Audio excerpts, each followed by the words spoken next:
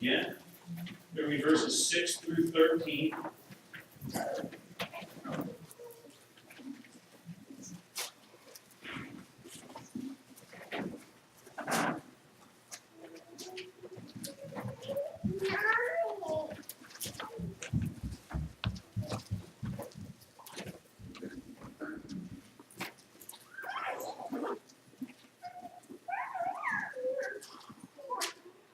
Then I saw another angel flying in midair, and he had the eternal gospel to proclaim to those who live on the earth, to every nation, tribe, language, and people. He said in a loud voice, "Fear God and give him glory, because the hour of his judgment has come. Worship him who made the heavens, the earth, the sea, and the springs of water." A second angel followed and said, Fallen is Babylon the Great, which made all the nations drink the maddening wine of her adulteries. A third angel followed them and said in a loud voice, "If anyone worships the beast and his image and receives his mark on their forehead or on the hand, he too will drink the wine of God's fury, which has been poured full strength in the cup of his wrath. He will be tormented with burning sulfur in the presence of the holy angels and the Lamb. And the smoke of their torment rises forever and ever. There is no rest day or night for those who worship the beast and his image, or anyone who receives the mark of his name. This calls for patient endurance on the part of the saints who obey God's commands and remain faithful to Jesus." Then I heard a voice from heaven saying, "Write, blessed are the dead who die in the Lord from now on. Yes, says the Spirit, they will rest from their labor. Their deeds will follow them." We meet three angels in today's passage. We're bringing three words from on high that we would all do very well to pay attention to. And so there's clearly a lot wrong with the world. And I'm sure you've been in conversations that highlight what's wrong with the world. And that's been true for a long time. It's going to remain true until Jesus comes. Unfortunately, the only difference between 100 years ago and now is you can become aware of everything that's wrong with the world in 5 minutes by turning on your TV and watching the scrolls across the bottom, or listening to what they say. Or there's not enough room on the screen for them to highlight everything that's wrong with the world. And we're coming to a place in the book called Revelation where it's all being put on the line, and ultimately there's a choice to be made on the part of every individual. See, too many people want to try to avoid making decisions. Like if you put the decision off, it's going to somehow make it better down the road. They keep kicking the can down the road on so many levels, it kind of gets annoying. It's like, make up your mind already. Like the waiter in a restaurant, and there's one person at the table who can't make up their mind when he holds up the entire order. It's like, just pick something. You know? Because you do this 3 times a day, and you can't stress that much over one meal. Now keep in mind that this book is a recording of the vision that John saw from the island of Patmos when he was in exile. He was sent there for proclaiming the gospel. And rather than letting him rot, God reveals himself to him in a very powerful way, a way in which John is supposed to write down this stuff. Write down what you see, communicate it to the Christians of your day, and hopefully to us still today. So it's of the utmost importance to understand what John's original readers would have heard and what they would have understood so we can understand it as well. See, Revelation is trying to teach us as Christians how to live in this world that's full of evil. Because I'll be honest with you, sometimes it gets tough sometimes. It'd be nice to just kind of check out, and just kind of leave the world behind. But we're stuck here, aren't we? And Jesus has told us to go and make disciples of these people. They needed that in John's day. We need it very much today. And in chapter 14, verse 6, John sees this angel flying in midair. This angel has a message, and it is the eternal gospel to proclaim to those who live on the earth, every nation, tribe, language, and people. You see, this isn't just a gospel. There's good news out there. The gospel means the good news, capital G, capital N. It's the eternal gospel, which means it was the gospel before. It's the gospel now. It will always be the gospel. There will never be another one. When Jesus came to die on the cross, there was, nor will ever be, there will never be a plan B. Okay, there's not going to be a plan B for the way the world is. When Jesus died on the cross, that got us up to here. Then there's not a plan B. Jesus' death and resurrection is the plan. And the message is for everybody. It is for everybody to hear. Now, is everybody going to believe? Probably not. Clearly not.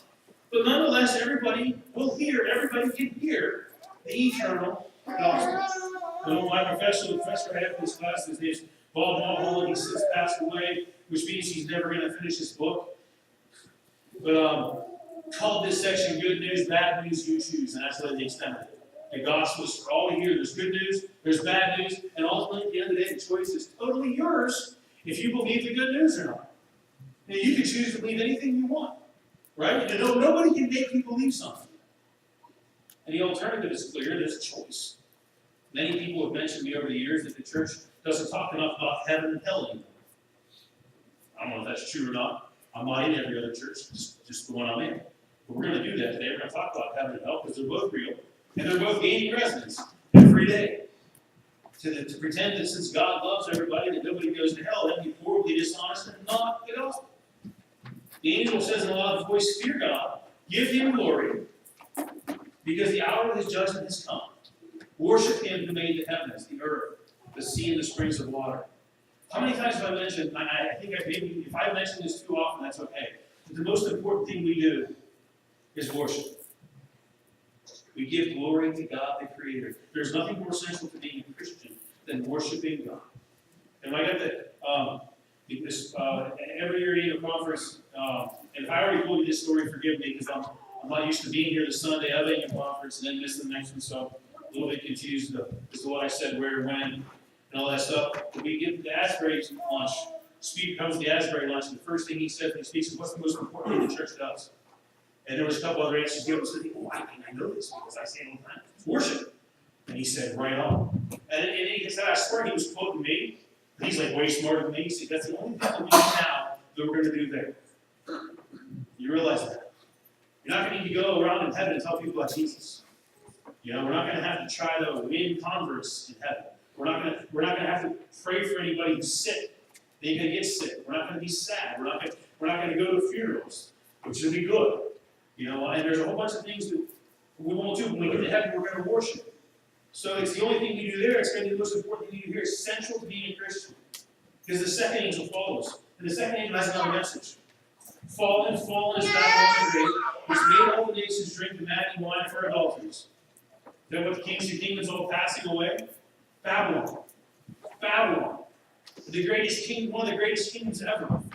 Now, I know they said that about Rome. They said that about other kings and kingdoms, the greatest, they've all passed away. They're going to pass away.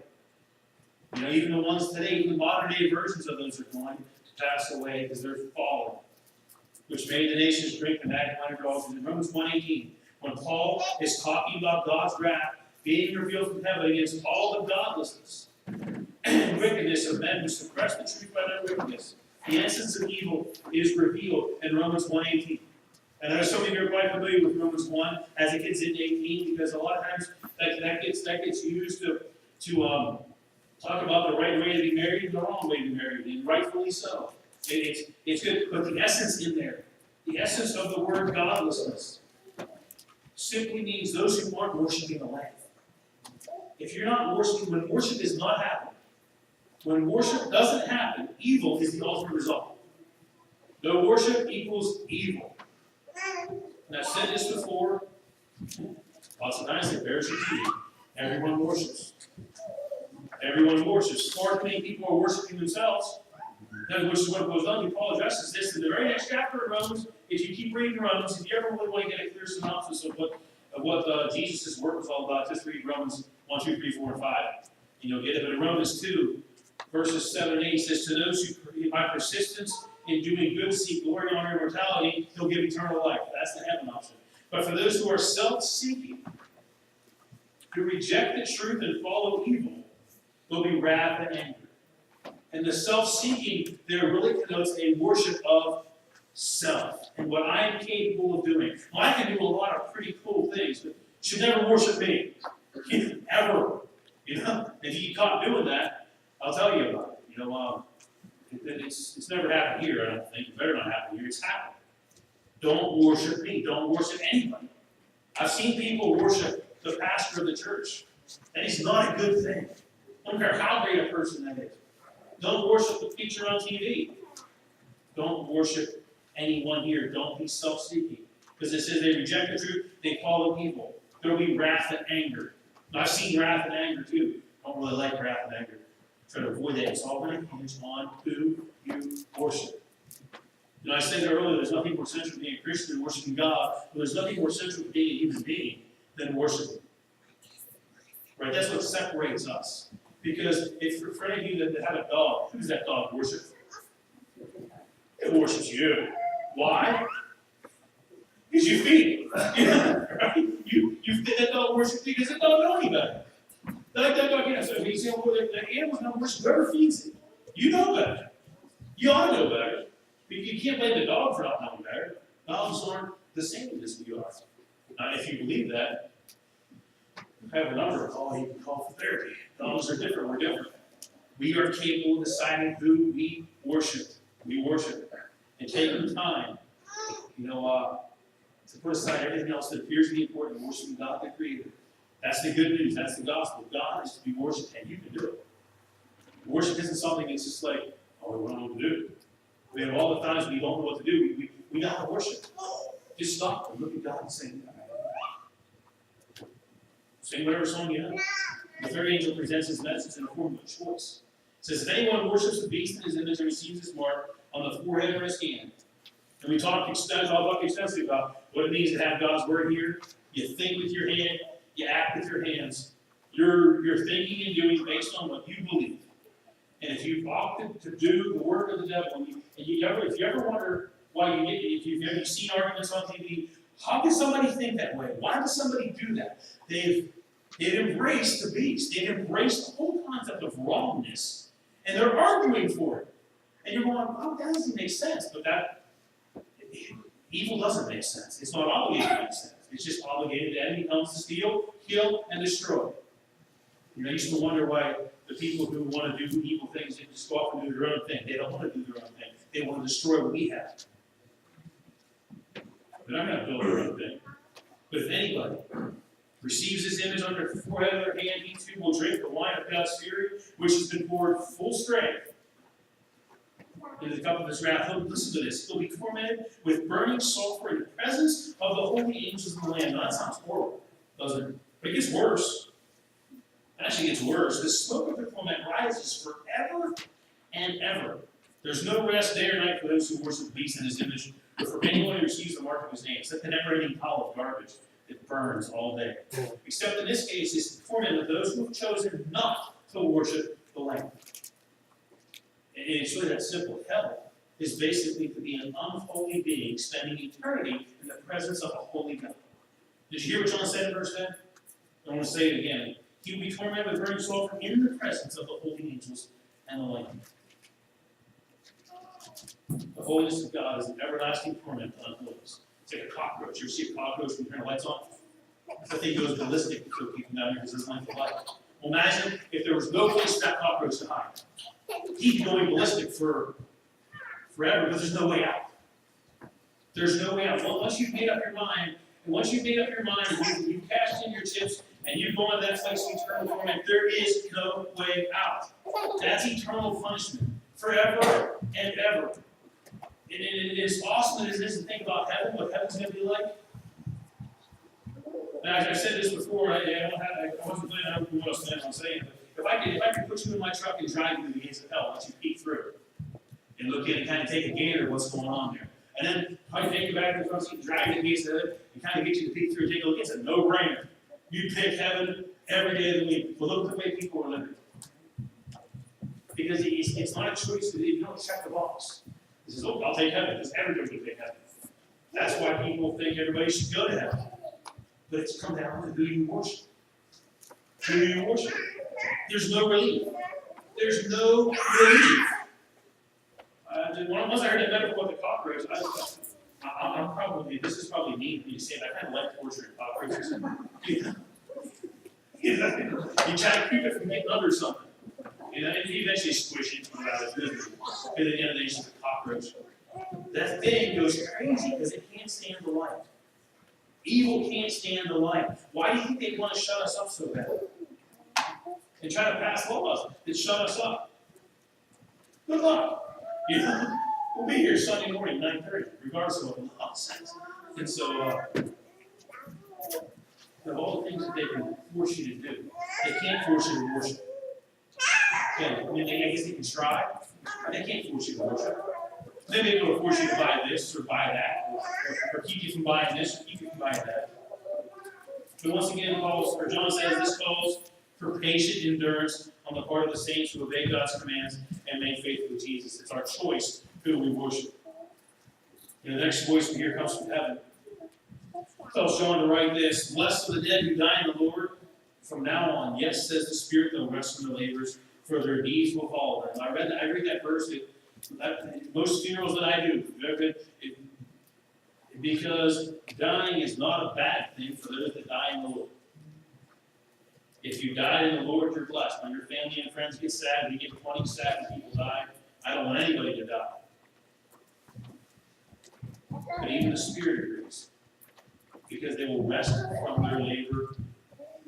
Their deeds will follow them. But don't think it's about deeds and works righteousness. By deeds, it's really another reference to who you worship. Because you're going to spend eternity worshiping whoever you're worshiping in your earthly life. And so if you're living to please yourself or the devil, you're going to do that for all eternity. That's getting a little warm. It's going to smell bad, and all that metaphor goes along with it. But heaven is better. And I don't need a little kid to write a book called Heaven is Real Convince Me. I'm trying to knock a book. But that's, heaven's been for real. If you need more proof of that, keep reading the Bible. Those who died in the Lord, who live to worship Him, and move on to eternal rest. I had a conversation many years ago with a guy I play hockey. I've done some things with some really strange characters, but this guy used to live a very dangerous lifestyle with some very dangerous people. Spent some time in jail for a brawl that he was in. The other 4 guys in that brawl were all dead.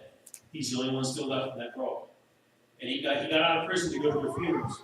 And he was upset. And he asked me, why do all preachers talk about people dying and going to a better place?